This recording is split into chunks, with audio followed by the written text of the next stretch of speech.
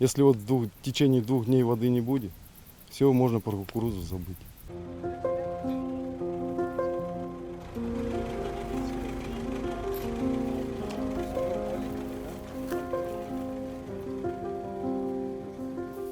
Вот мы тут все вот на поле и живем, чтобы только воду взять. Посадили, а толку нету. Вот можете посмотреть мое поле кукурузы. И сосед рядом 4 гектара тоже. Если вот в течение 2 дней воды не будет, все, можно про кукурузу забыть. У меня 1,5, у него 4 гектара. Там дальше ячмень этот покровный. Тоже уже все пропадет, сгорит.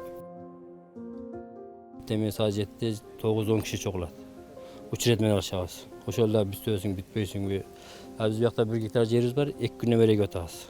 Мына бүгүн да келебиз, барсаң 5 агатка суу бар да.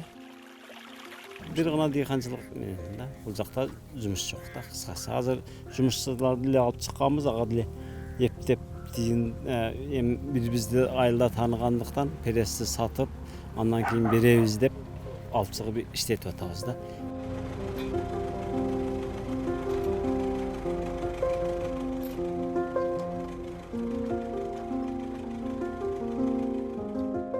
И вот что мы поехали селитру. Вот, что, на 21 тысячу купили, кинули, просто так вот 21 тысячу сейчас выкинули. Ну что, она сейчас полежит в земле, она испарится. И никакого урожая уже все. Еще и кукуруза сгорит, которая есть.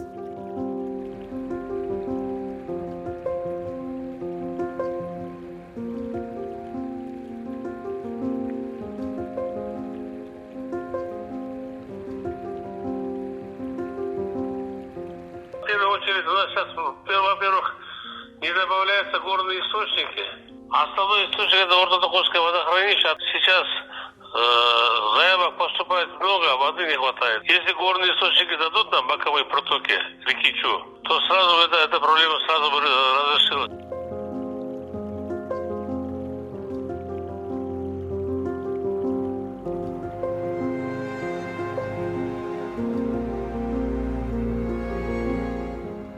Суу товар болгондон бери бизде ушул суу товар болуп калды. Ушуну ар кандай эмеде максатта пайдаланып атышат да, дыйкандар натыйжада өзүнчө жапа чегип атат да, кыйналып атышат. Анан бул эмнеге алып барат? Бул жанагы эле азык-түлүк коопсуздугу, продовольственная безопасность, кормовой база, тоюттун эмеси азайып кетет көлөмү. Натыйжада дыйкандар мал жан ачка болсо, дыйкан кыйналат да. Суу сактагычтарды тезинен куруш керек. Суу сактагычтар международный институттар бар, гранттар келип атат. Антпесек биз мына эгер Казакстан ун бербей койсо эмне болобуз? Россия буудай ун бербей койсо эмне болот?